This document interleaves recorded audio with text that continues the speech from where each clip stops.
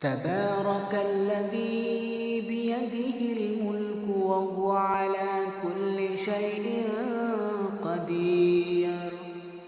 الذي خلق الموت والحياة ليبلوكم أيكم أحسن عملا وهو العزيز الغفور الذي خلق 7 سماوات طباقا ما ترى في خلق الرحمن من تفاوت فارجع البصر هل ترى من فطور ثم ارجع البصر كرتين ينقلب إليك البصر خاسعا وهو حسير ولقد زينا السماء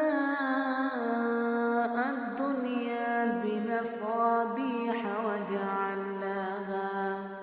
وجعلناها رجوما للشياطين وأعتدنا لهم عذاب السعير